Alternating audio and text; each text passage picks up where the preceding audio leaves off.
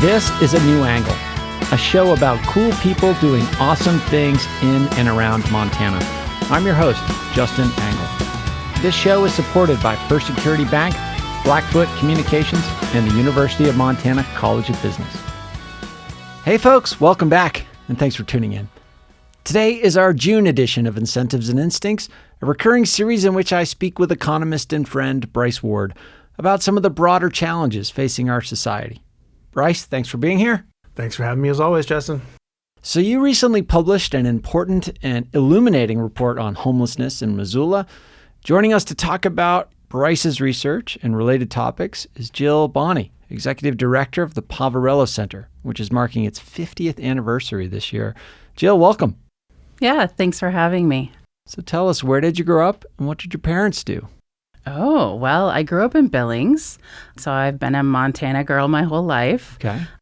My parents, really, I was lucky. They were at home all of the time. My dad was a cattle rancher, and my mom did a lot of volunteer work, which might be where I get what I do. Yeah. So she volunteered with hospitals and things like that the majority of my life.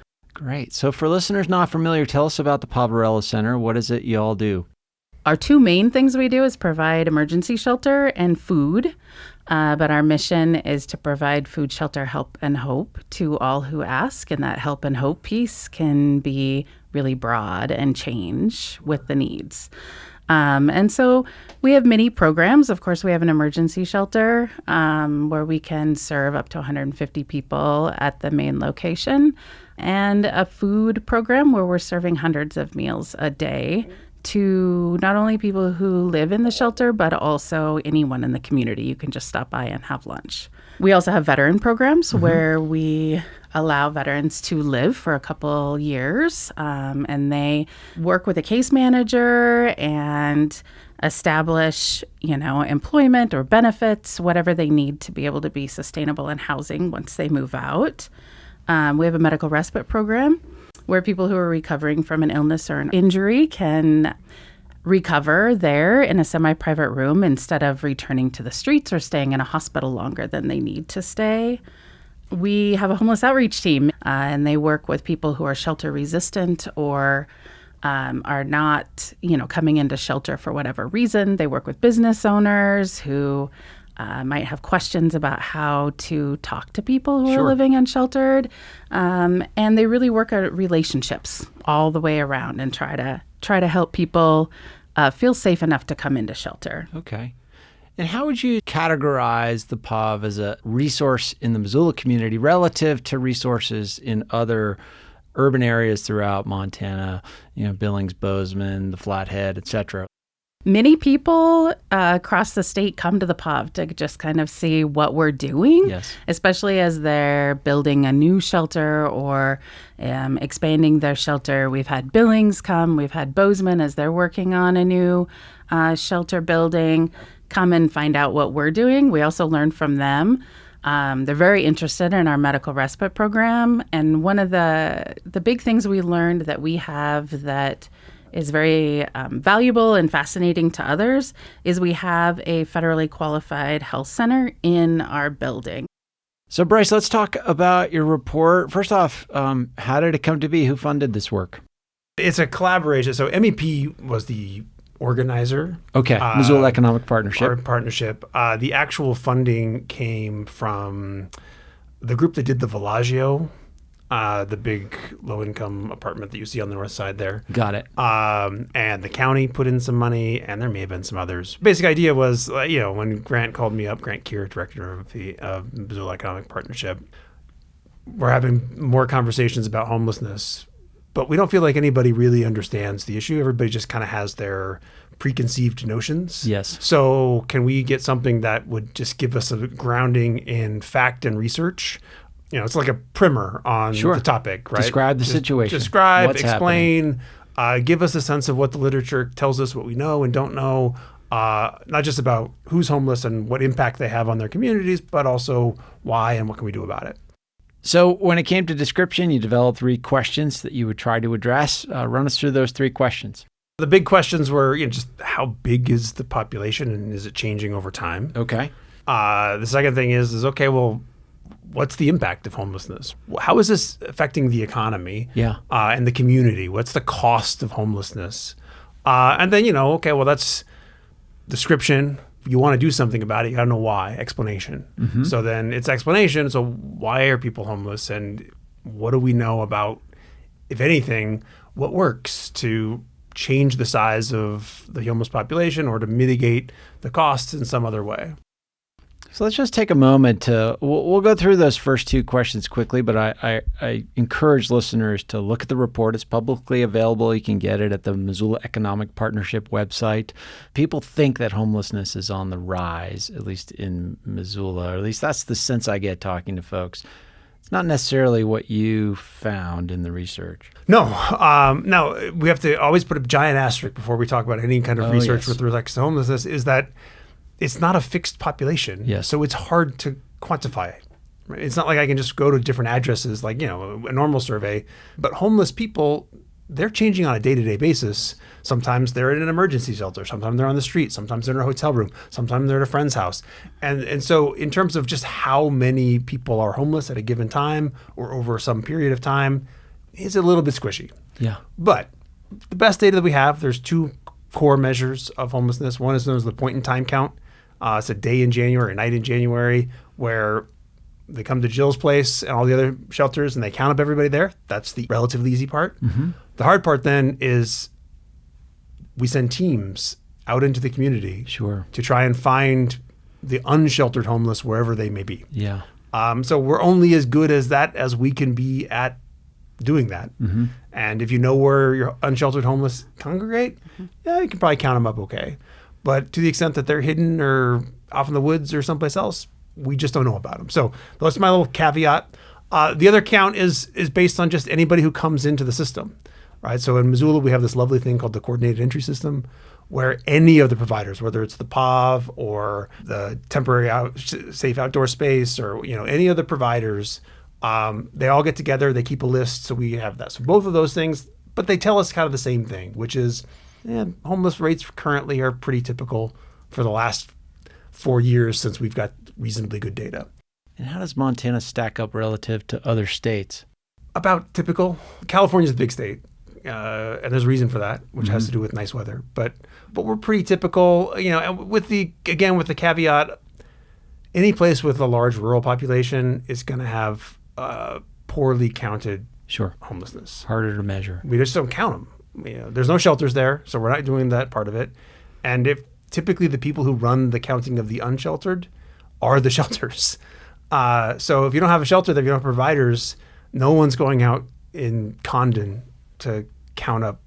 Right. If there is any homeless in Condon, they're not going to be counted.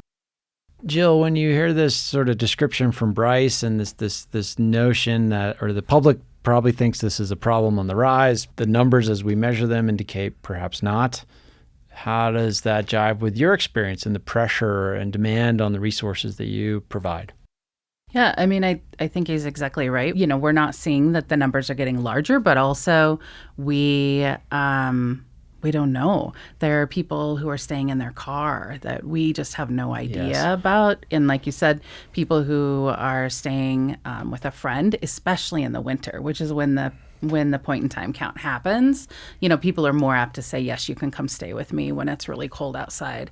And so I think all of that is very true. And also we have the same challenges with the homeless management information system. If people are not coming into services or connecting with our homeless outreach team in some way, we're not collecting that data on those individuals either. And so the rural part, it's definitely right. If you are in Drummond, there is probably no one counting you, And I think, I have spent some time at the legislature, and I heard last session, someone in a rural community who's a representative there say, we don't have a homeless problem in Montana. And I was like, we do. You don't have anyone counting people or telling you that we do, but you also have a problem in your community. You're just unaware of it. I think sometimes people think that the number is larger because it's more visual, and people were told that they needed to leave and go somewhere else. And so people who are homeless and living in shelter don't just disappear when they're told they can't be somewhere, they move somewhere else. Yeah. And so now they're more in the parks that you're going to with your children, or, alongside the business downtown. And so they're just more visible. And that kind of transitions us to this notion of cost. And that's the second question you addressed, Bryce. And I think you break it down pretty elegantly and thoughtfully in the report by talking about the cost to the people who are experiencing homeless, and then the broader cost to the community. You want to discuss that? There's a common misperception that the homeless people in Missoula or in another community, they're just vagrants from some other place. Okay.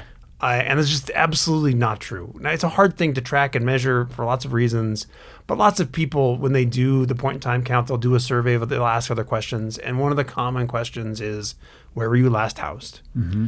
And on the basis of that question, you look at lots of different studies from all over the country.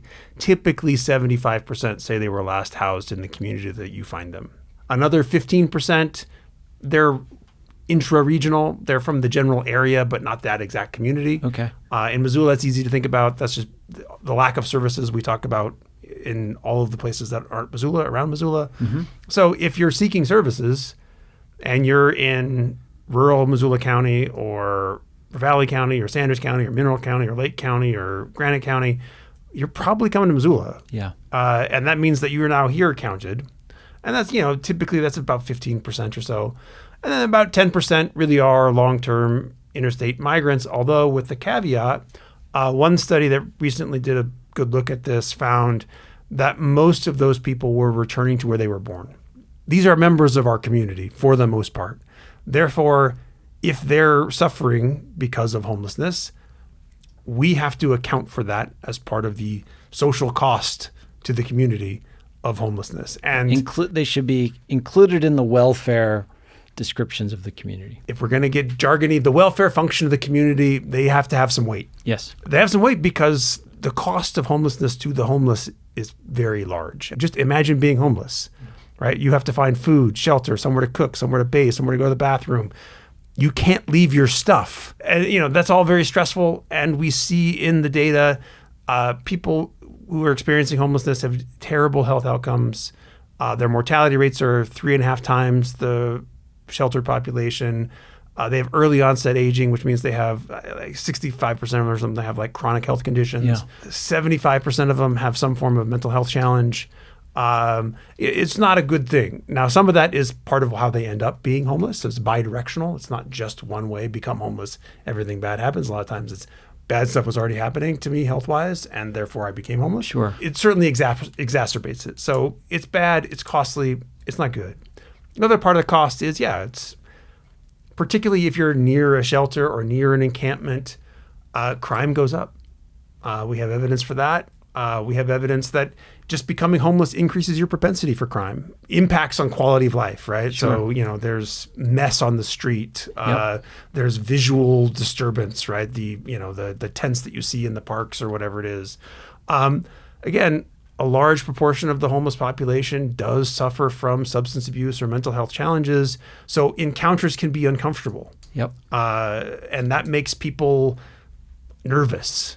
And that can lead to them changing their behavior. And that's where economic costs get really big. Right? It's easy to point out, okay, the county spends $2 million supporting the shelters, or the city spends $2 million for all this kind of stuff. But the big cost is, if somebody stops going on the Kim Williams Trail because they don't want to have an encounter, well, that's a big hit to quality of life. If other people don't go downtown, it's a hit to their quality of life because they're not enjoying the downtown experience. But it's also a hit to those businesses. They lose revenue. And so it's just a big cycle in terms of, to the extent that you have a more visible, noticeable homeless population, and it's at a level that it leads people to change their behaviors, economic costs balloon to an enormous level. We'll be back to my conversation with Jill Bonny and Bryce Ward after this short break. A New Angle is proudly presented by First Security Bank, Blackfoot Communications, and the University of Montana College of Business. This show does not happen without these pillars of our community, and I'm so grateful for their support and encouragement. And speaking of support, have you checked out our new website yet? anewanglepodcast.com. There you can support our show directly with a variety of subscription options. Subscribers get access to bonus episodes, additional segments, writings, and other benefits. So check it out at anewanglepodcast.com. Hey, this is Ryan Tutel and Coulter Nuanez from ESPN Missoula. and you're listening to A New Angle. Welcome back to A New Angle. I'm here with Bryce Ward and Jill Bonny discussing homelessness. Yeah, the economic cost, and they're tied in with this narrative cost and a perceptual cost and these sorts of stereotypes that people form based on their visual experience without necessarily interacting with people individually or having a handle on the data or any real depth of experience. And if it's a new experience for you, Yeah. right, it can be much more, it makes you nervous, right? And particularly for a set of people who are less open to just, if you've lived through big cities, you're probably more used to it. Some amount of erratic behavior on downtown street corners, that was just to be expected, right? You learned how to deal with it. But if it's not something you're used to, and while Missoula's had this level of homeless population, the visibility did change when they cleaned out underneath the Reserve Street Bridge. Yeah. It leads to a lot of tension and worry, and can I take my kids there, or should I go there? And if it leads to that worry, whatever margin of behavior that changes, that's a cost to the community. Jill, let's talk about solutions. Yeah. I mean, you all do so much for the community. What do you know that works? I think that means different things for different Sure. people. There are some individuals that are experiencing homelessness right now that could move into an apartment, and with relatively a small amount of support, they could be productive. So maybe they need a security deposit. They need Right. to get over the hump in some Yep. way. They could adapt to this new life rhythm pretty successfully. There are also individuals who need much more support. And so they tend to be people who are interacting with our law enforcement or Sure. our medical community quite a bit. And do we have a sense for the breakdown? My sense is that people probably think that latter category is much larger than it is because it's the most visible. And the former category is probably the lion's share of the homeless population. Is that correct? I would agree. I think there's probably, you're correct, and there's some people in between. Sure. Yeah, and so really permanent supportive housing is what is helpful for those people that really need quite a bit of support. And that means having services there on site for them. They don't need to get on the bus to go across town to, speak to a therapist. Yeah. They're there because Okay. they may need them in 20 minutes. They're not someone who can make an appointment and go see a therapist next Tuesday. Yeah. They need to have food right there for them, but they're productive and they're able to be successful in housing when they have those services available to them. And so permanent supportive housing we have just seen be really successful. Blue Heron Place is one of those that's here in Missoula. There's 30 units there, and we need a lot more of those. Okay. Yeah. Okay. So that's a good description of sort of what works within your portfolio. Bryce, what are some other policies or practices that we know work? I think you got to understand, go back to the why question. Why do people end up homeless? Because there's a lot of different areas, and then there's effectively policies that you could do in a whole host of different areas, right? Okay. So we start with the market. And homelessness occurs when somebody lacks the resources to be able to afford a house. Mm-hmm. So, okay, how much does housing cost? That's a marketplace outcome. Sure. One we've talked about plenty. Yeah. So anything you can do to change the cost of housing, that's going to have an impact on the level of homelessness. We know this. One of the clearest things you see in the data is the rates of homelessness move with rent. Sure. The rent goes up or there's a sudden shock and so forth. Yeah. Second part of that's income. Mm-hmm. So if income moves higher or faster than rent does, great. That also will help you. And now it's important to understand that we're talking about a very small portion of the population, at the very tail ends of the income distribution.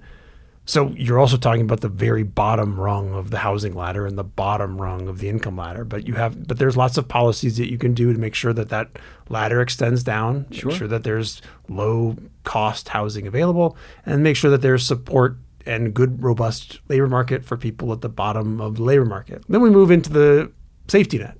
And Jill's part of what I'll call the formal safety net. Okay. That's all of the government programs that provide income support, housing support, or shelters, or emergency assistance. Or it turns out you can prevent homelessness with emergency support. A lot of times people really just need something roughly equal to a month of rent. Sure. To get a security deposit, to bridge them until they get things figured out, to overcome whatever utility bill they may have to pay or whatever it is.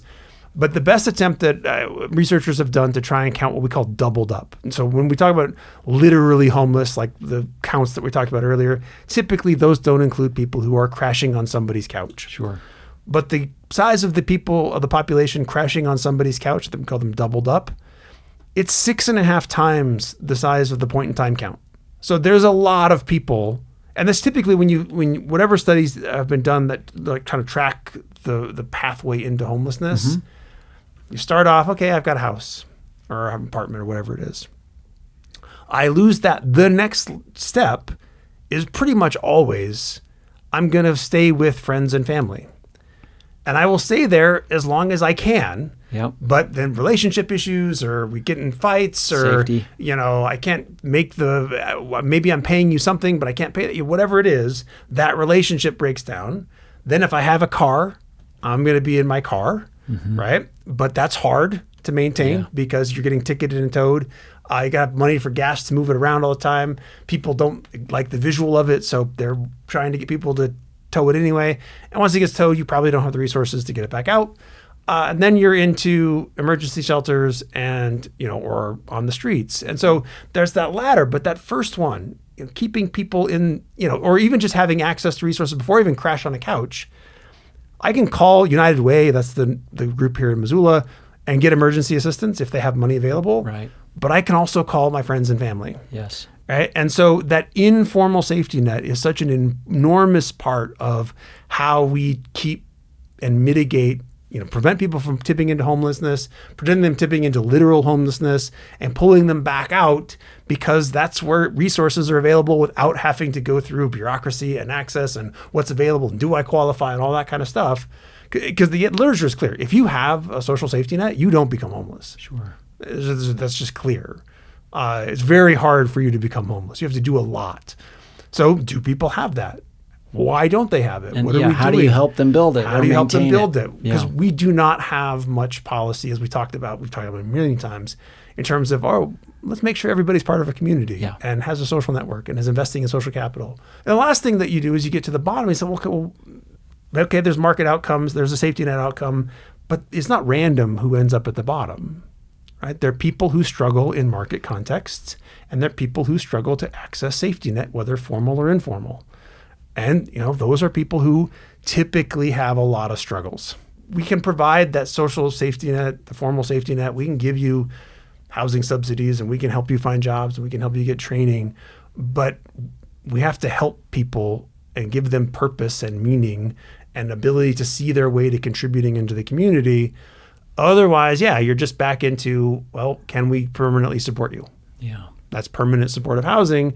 And that can work. We do have evidence that can work.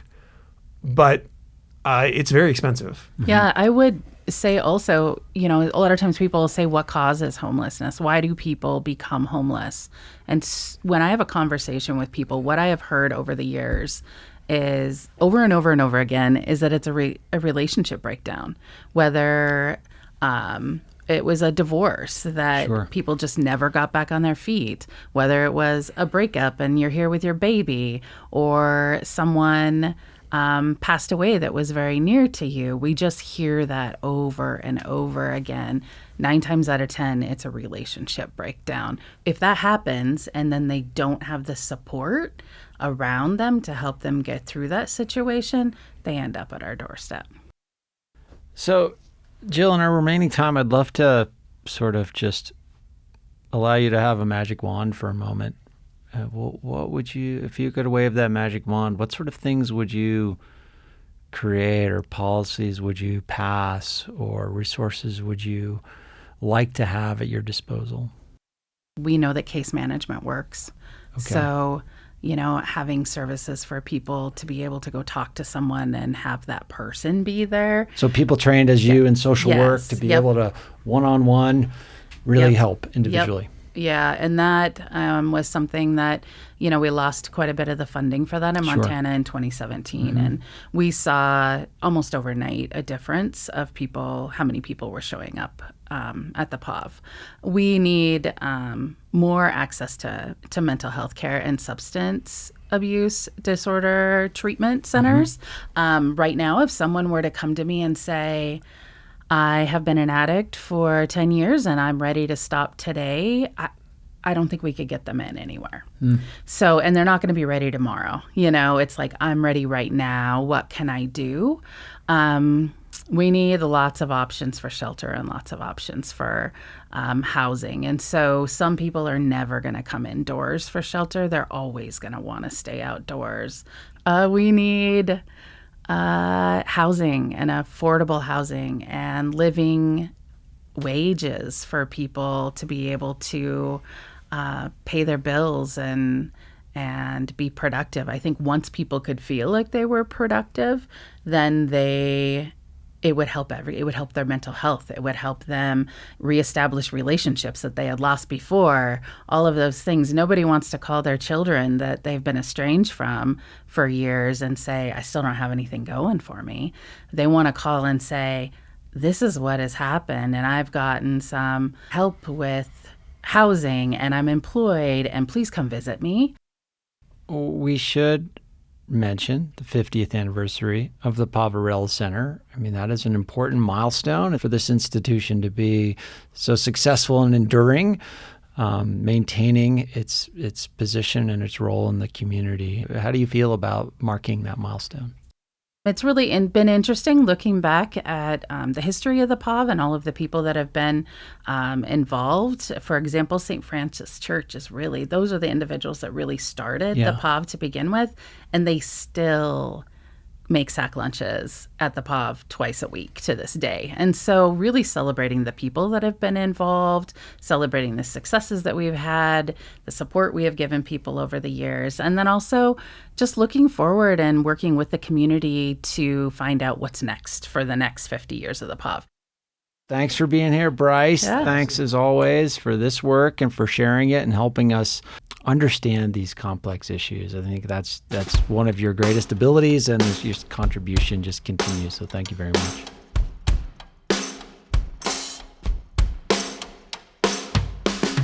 Thanks for listening to A New Angle. If you like what we do and want to support us directly, please consider a subscription at anewanglepodcast.com. A New Angle is recorded at Studio 49, a generous gift from UM alums Michelle and Lauren Hansen. Our presenting sponsors are First Security Bank, Blackfoot Communications, and the University of Montana College of Business. Kelly Larson is our producer. Maddie Jordan is our production assistant. VTO, Jeff Ament, and John Wicks made our music. And Jeff Meese is our master of all things sound. Thanks a lot, and see you next time.